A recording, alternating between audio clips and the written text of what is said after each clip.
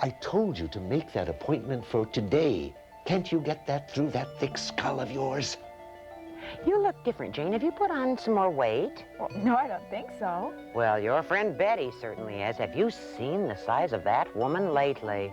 Well, I thought I showed you how to fix it last week. Come on, you're doing it all wrong. Let me show you. I know all about these things. Wait a minute. I did what you told me to, and it still stalls. Here, give me that screwdriver. You gotta get it adjusted just right. It's really a simple procedure if you know what you're doing. Is there someone you know who's hard to get along with? Well, for the better part of the next hour, I'm going to show you why difficult people behave the way they do, and give you some step-by-step methods for dealing with them developed by Dr. Robert M. Bramson. And after watching this video, I feel certain you'll be able to better deal with the difficult people in your life.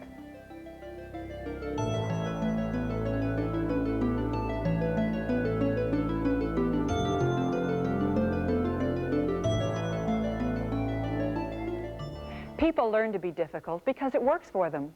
Consequently, it programs us to behave in certain ways. They can bring out the worst in you and often destroy your motivation, self-confidence, and effectiveness. So stop wishing the difficult person were different and learn to deal with them. Coping enables you and that difficult person to get on with the business at hand. And in addition to that, it will keep you from feeling helplessly frustrated. There's some really tough, almost impossible people out there. So what makes them difficult? A difficult person's troublesome behavior is habitual and affects most of the people with whom they come in contact. They are seen as problems by just about everyone. The good thing is, there aren't a lot of them. In a typical group, you are likely to find less than 10% being really difficult people. But that 10% causes more than 50% of the stress.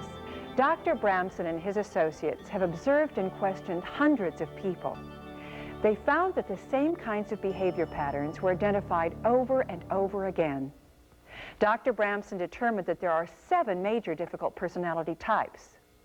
First, the most difficult to deal with, the hostile aggressives. There are 3 types of hostile aggressives. Sherman tanks, who bully and push their way. Snipers, who strike with negative remarks and criticize you with sarcasm and humor. And exploders, who are composed one minute and out of control the next. The second difficult personality type is the complainer, who whines at you about everything, but never tries to do anything about it. Number 3 is the clam. Clams are silent and unresponsive. Number 4, the super agreeables. People who are super nice and outgoing, but always seem to let you down when you need them most. Number 5, the negativists. People who say no to practically everything. Number 6 is the expert know-it-alls. They love to tell you their facts and figures and show you they're always right. And the 7th difficult personality type is the indecisive, who can't make a decision. They usually wait until it's made for them.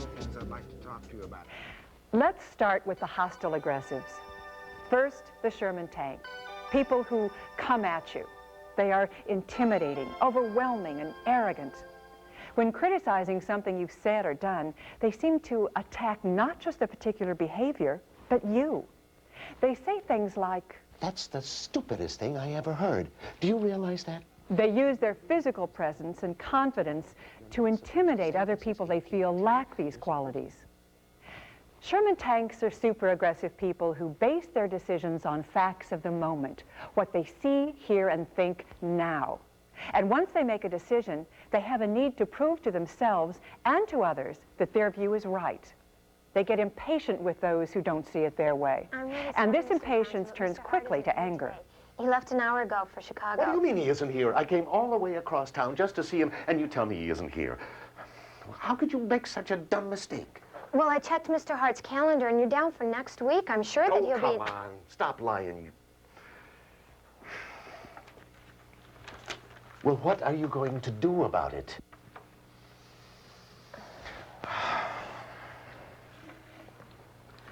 Hello? Is there anyone in there? Answer me. I really don't know... What's your name? I want you to know the president of this company is a very good friend of mine, and I'm going to make sure he knows what kind of idiots he's got working for him. The first rule of coping with anyone aggressive is to stand up to that person. But don't get into an argument over who is right or who is to be the winner. Sherman tanks can never give in. And if you happen to win, they'll plot to get even. Standing up to them is not the same as fighting with them. Here are some good words to use to stand up to them. Mr. Johnson, I disagree with you. Now, in my opinion, looks like we see it differently. Okay, what's our next step? So instead of saying, Mr. Johnson, you're wrong. those are fighting words, say, Sounds like our facts just don't fit. and if that person has power over you, you could follow up with, Well, why don't you tell me more about what's on your mind? it's useful to start off any conversation with a Sherman tank by calling them by name, like Mr. Jones, for that sets them up for the second all-purpose method. They're interrupters. Their minds work very quickly and they know how you're going to finish a sentence. So they come in and cut you off. And the moment they do, you look them in the eye and say, Mr. Johnson, you interrupted me. not don't interrupt me, because those are fighting words.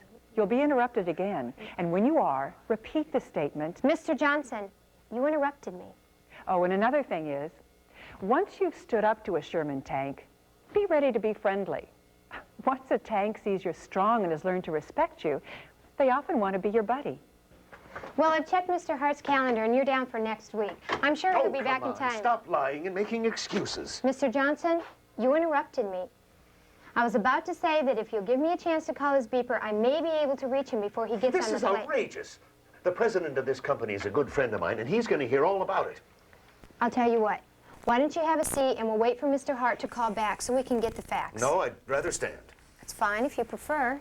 I can't believe this. Mr. Johnson, I understand how you feel, but I think we need to wait and hear Mr. Hart's side of the story. So will you please have a seat? You mean it is next week? If my people got it wrong, heads are going to roll. What?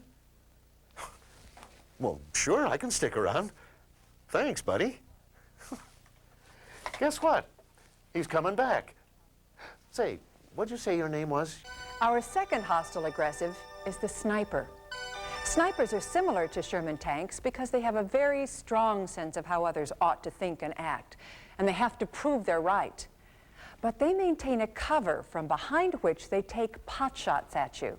That cover is given to them by their victims, who pretend that nothing bad is really happening, and the victim doesn't want to cause a scene. They smile a lot at the sniper's jokes, along with everyone else. Let's see how a sniper operates.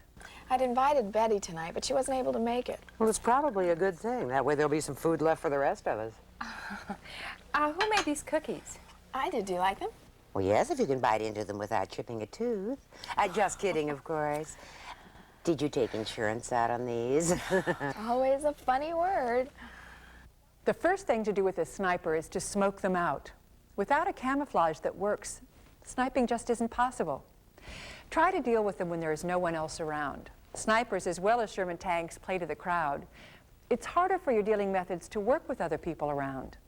Sometimes you have no choice, but it's easier this way. Susan, do you remember when you started saying all those funny things about my food and my friend Betty? Well, you're a very witty person, Susan, but I thought I heard a dig in what you were saying, and what I want to know is, do you mean it that way? You always end with that question, did you mean it that way?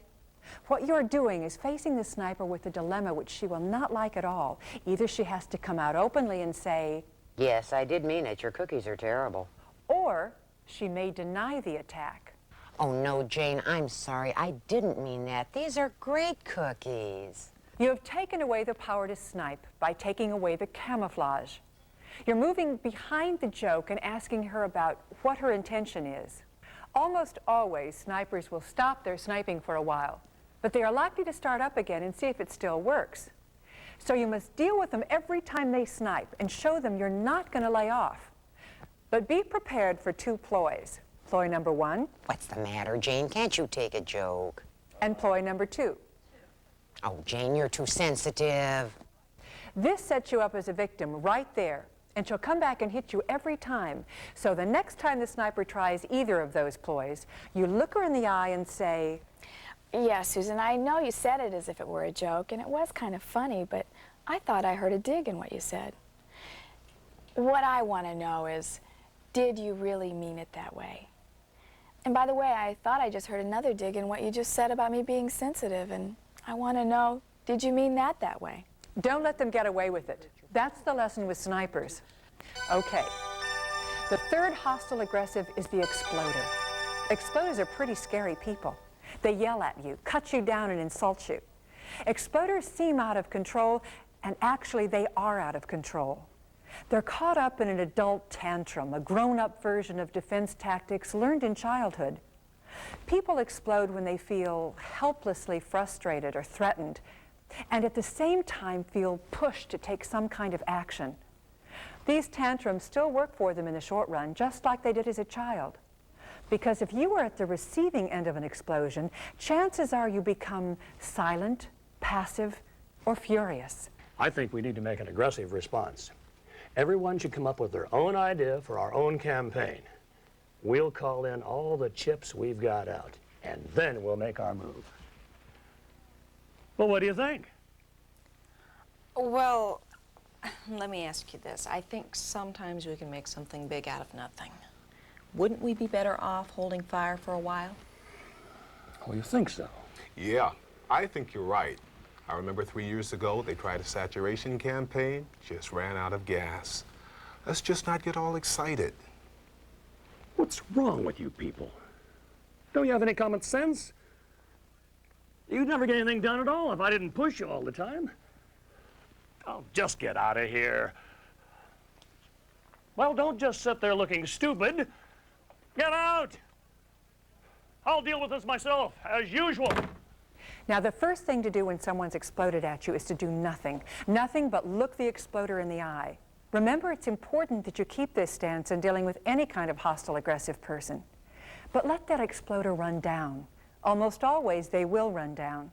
You're helping them regain their self-control, and often they will reach a stopping point and become completely silent. It helps to do anything you can to tell them that you take them seriously. What is important here is that you deal with that threat, and you may have no idea what that threat is. You know, in fact, you may not have even been the person who did the threatening. It may have been something that the person's spouse or someone else said that pushed the exploder's button. Try to find some privacy by suggesting that you go to an office or for a walk. The break will allow you both to cool off. Then try to get the facts about what happened. Confusion about facts can be very threatening at times. If you can, offer some kind of concrete help right away, but be realistic. Don't offer something you can't follow through on.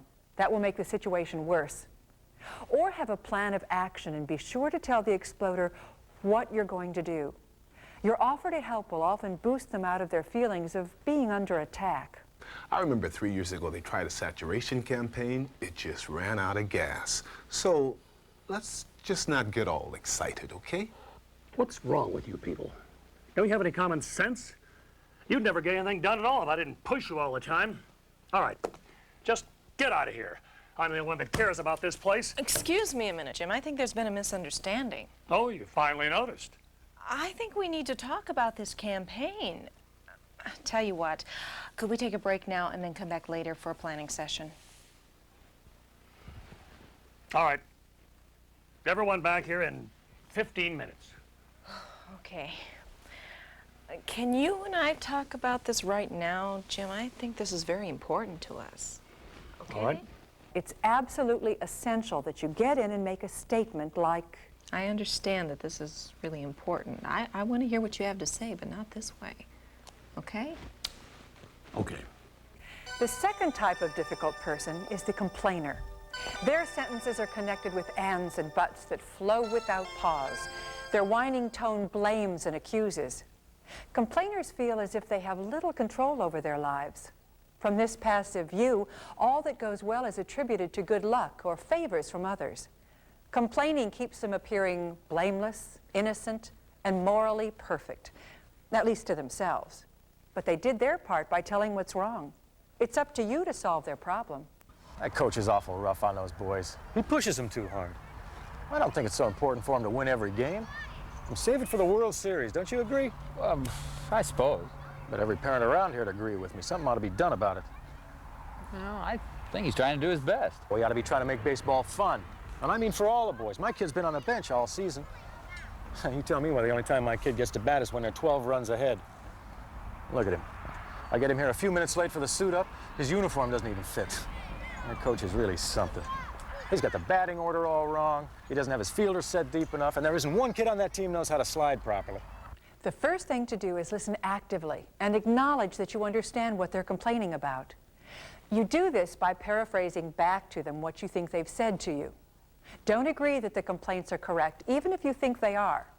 This can be hard since there's usually some substance to complainers' accusations, but agreeing won't stop the complaining. It makes them complain even more. And don't apologize either. Well, look, I want you to know I'm really sorry. Because they'll say something like, "Oh, you ought to be sorry. Let me tell you what else that coach is doing wrong." your best bet with complainers is to get them into a problem-solving mode. But it's hard because they're not used to problem-solving. So ask specific problem-solving questions. So, when did you first notice this? Well, do all the parents really feel the same way about this? You can also help out the situation by assigning simple tasks to the complainer. For example, ask them to put the complaints in writing and give them a deadline. Try to do this in a supportive way. If you can, involve them in the solution steps. Okay. Do you have any ideas? Don't be disappointed when they don't. Remember, they expect that solving problems is your job, not theirs. But it sets them up for a technique that works most of the time with complainers. Look, Jerry, it's now 5:45. I have to leave and go home at 6 o'clock. That means we have 15 more minutes to talk about this. Now, where would you like to be in 15 minutes? Where do you want this discussion to end? I mean, what do you want to accomplish? It's that question that gets positive action from complainers. Here's their most common response. Gee, I don't know. I guess I want that coach to give all the boys a fair shake. Now you go right back to your problem-solving questions. I guess I can understand how you feel, but has anyone talked directly to the coach about this? But this time, they're much more likely to stay with you at that problem-solving level because they've invited you to problem-solve. Or they may give you an even more interesting response. They'll stare at you for a second, scratch their heads, and...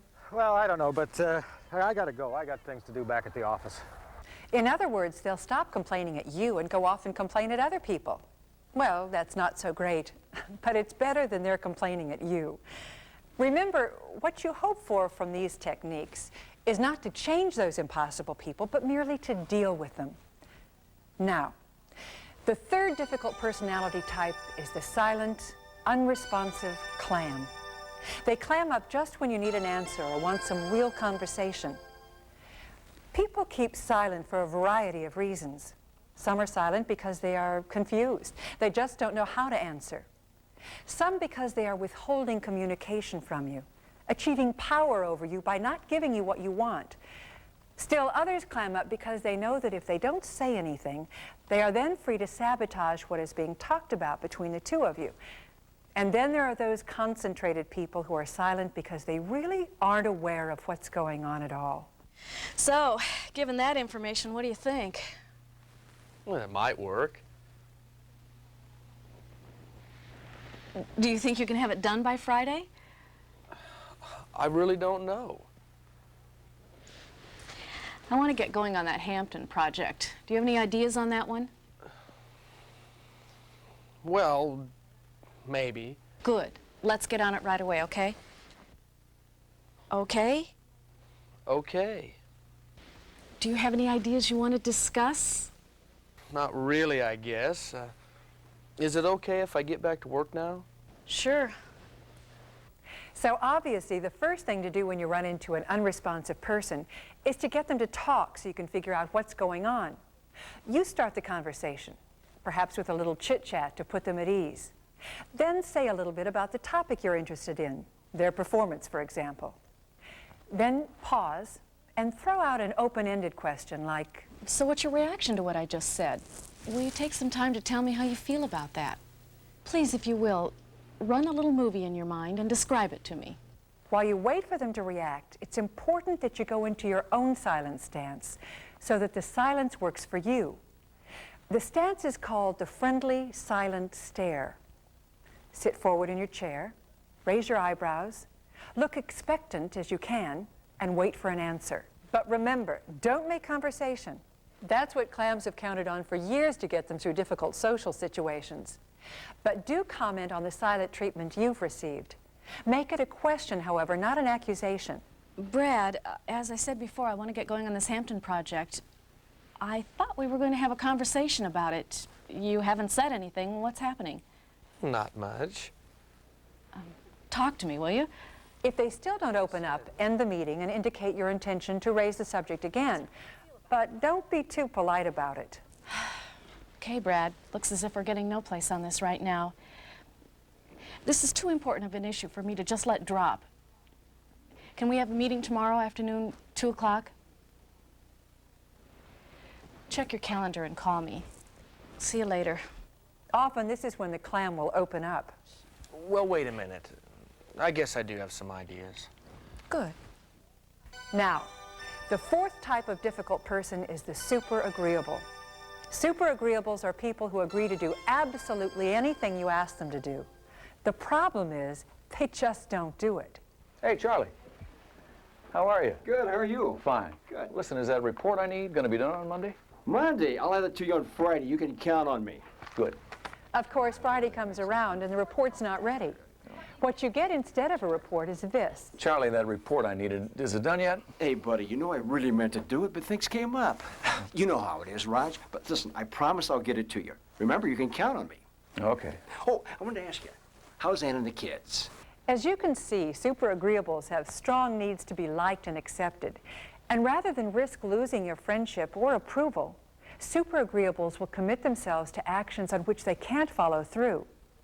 Then, to avoid anger or rejection, they work hard at making you feel liked and approved of. After all, isn't it hard to get mad at someone who's so nice? To get to the bottom of things, you have to break through the fluff and find out what's really on their minds. Charlie, I appreciate the fact that you're trying to get this project done for me, and I know how busy you've been.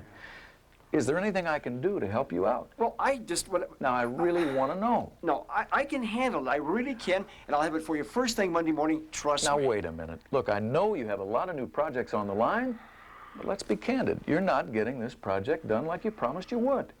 Now, what are you going to do about it? I really don't know what to do.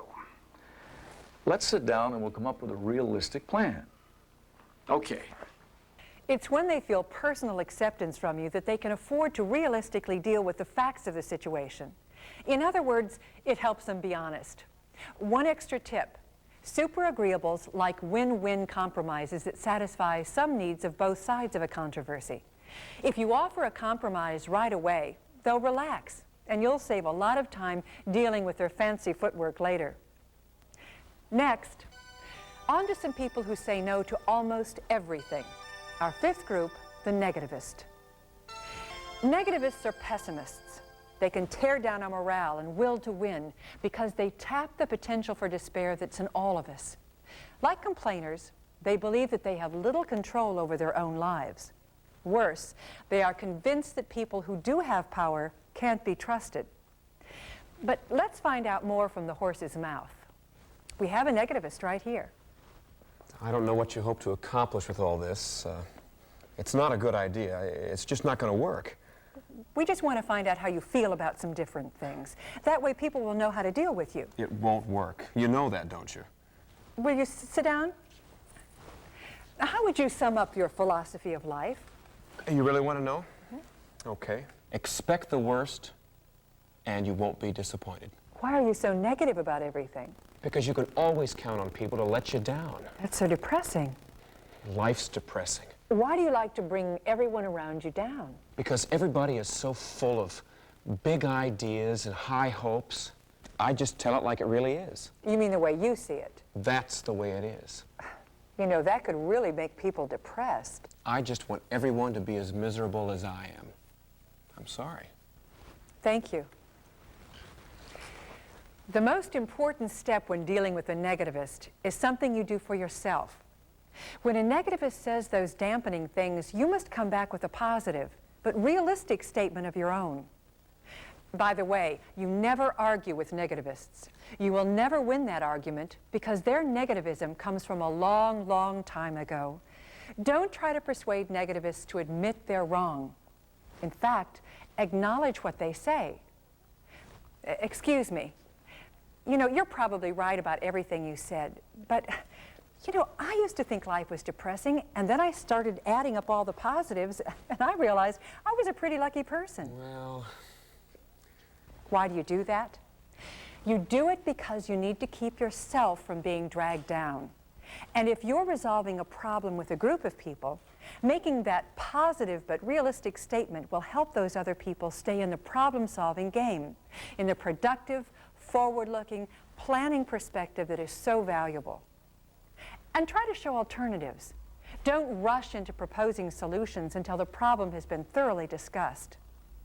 If it's a one-on-one conversation, do what is known as building a horror floor. That is, asking what is the worst that can happen if a plan is implemented. Building a horror floor helps negativists because it exposes all those horrible things that just might occur by making them state them and bring them out into the open. Let me show you. Excuse me. I know you don't think this interview is leading anywhere, but let me ask you this one question. What is the worst thing that could happen? Well...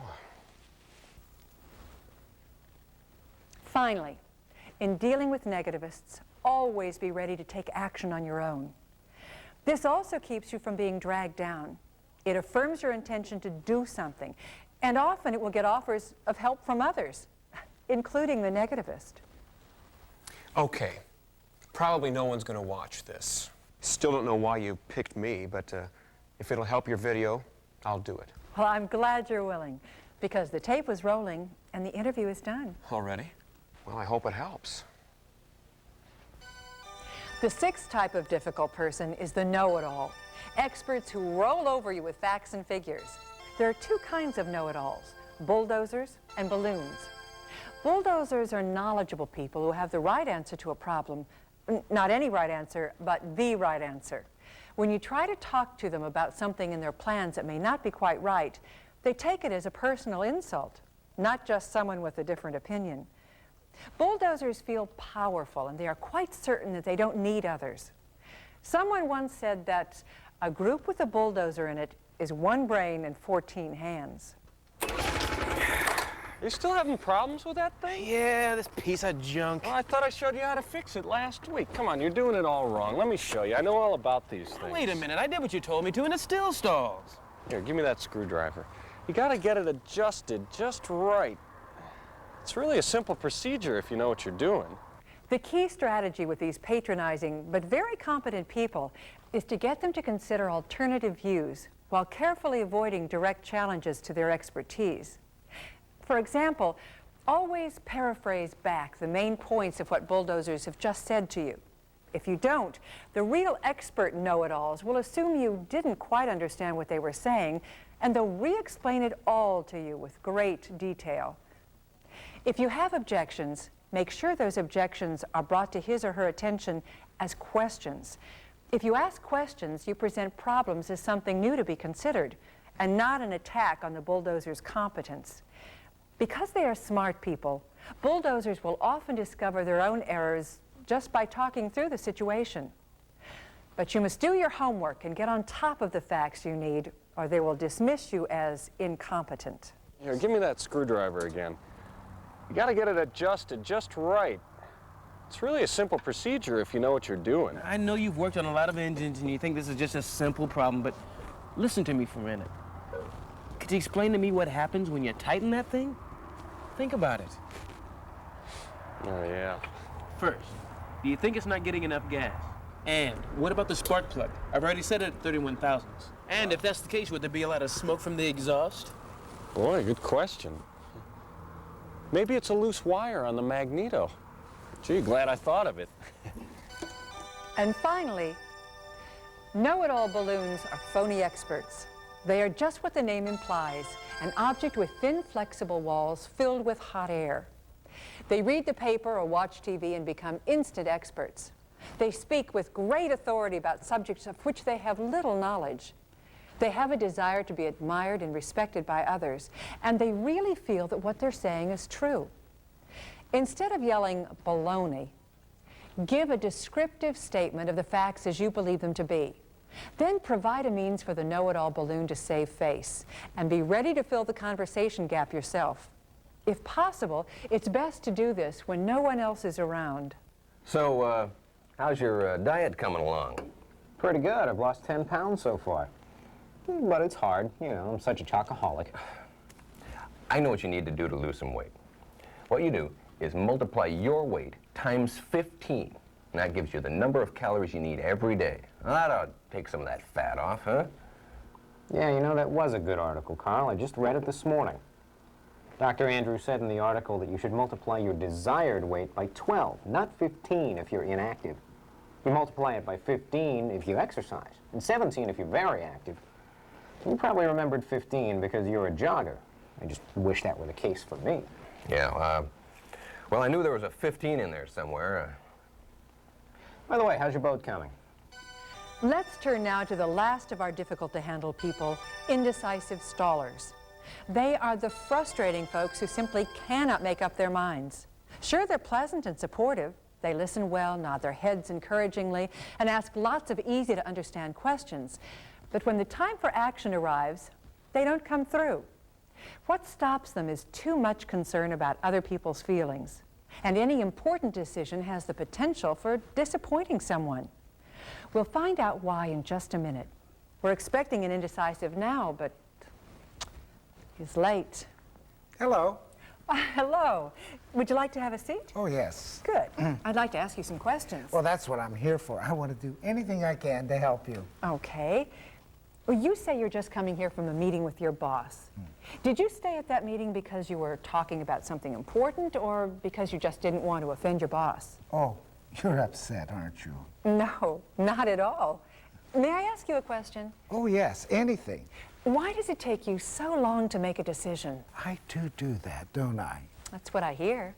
But only if they're important decisions. Is it frustrating to the people around you? It'd be worse if I went ahead and made the decisions, you know. Some people would win, some people would lose, and they'd get very upset. Isn't decision-making part of your job sometimes? To hurt people? I don't think so. Making a major decision doesn't always lead to someone being hurt, does it? Sooner or later, it usually does. So you don't do anything? Oh, that's not true. I'm as helpful as can be. I see. Well, how do you handle your problems? Isn't it amazing how problems will go away if you wait long enough? Okay. Well, thank you for coming. I guess that's about all. Anytime you need me, just call. The first thing you have to do is find out what's really on their indecisive minds. Something is keeping them from deciding. Your problem is that you have no idea what it is. They may give you a lot of information and ask you a lot of questions, but none of this pertains to what's really stopping them. You have to work to help them lay it out for you. The main thing is to make them be honest with you. Look, Ben, I'm really glad you liked the proposal. I mean, you said such nice things about it. But you know, every proposal has some points that are right on the money and other things that aren't as good. What would really help me, Ben, is if you could talk about anything that isn't up to your best expectations. I mean, even if they're very minor things, I'd love to hear them. Well, okay. Okay, this is very, very good, but there are a couple of little things I'd like to talk to you about. I mean, if you don't mind. You'll know they aren't just little things at all. Once you get the problems out, you can often propose solutions that will resolve the indecisive's doubts. Remember, when people are stuck with decisions that others care about, they feel torn by the conflict. And as with all of us, when we're too much emotionally aroused, we don't think very well. That's why the indecisive couldn't find his way out of the conflict himself, and why your problem-solving ideas can be so useful in that situation. And give personal support after the decision seems to have been made, either face-to-face or over the telephone. It's your judgment that will help them carry through and implement that difficult decision. One final point. Don't pressure them too hard before you found out what the real objections are. If you do, you'll end up with an emotional decision you both may regret. Well, there they are, the 7 types of hard-to-deal-with personalities. You know who they are, a little bit about why they behave the way they do, and you have some step-by-step methods for dealing with them that can give you better control over yourself and the situation. All that's left is action. To deal with hostile aggressives, if they are Sherman tanks and exploders, stand up to them and state your opinion, but don't argue or cut them down, and be ready to be friendly. And if they're snipers, frequently making digs at you, smoke them out and ask them specifically about their put-down comments. To deal with complainers, listen and acknowledge what they are saying. Don't agree or apologize, and ask questions to solve the problem. To deal with clams, get them talking by asking open-ended questions. Go into a friendly, silent stare. If they don't open up, comment on what's happening and set up another appointment. To deal with super agreeables, find out the facts. Show them you care and value their opinion. To deal with negativists, state your own optimism. Don't argue or rush into a solution. Create a horror floor. To deal with expert know-it-alls, if they are bulldozers, be prepared, listen carefully, and paraphrase the main points. Use questions to make the facts obvious information. If they are know-it-all balloons, present your facts and provide a means for the person to save face. And finally, to deal with indecisives, find out the real reason why they haven't made a decision and propose solutions. Dealing with difficult people does require that you act assertively. The purpose is to further your mutual interests so that you can both get along and function as productively as possible. Let your confidence to deal with these people rest on the knowledge that many people, just like you, have found that coping effectively with difficult people is possible. So now, you can go out and deal with that really tough, difficult person in your life.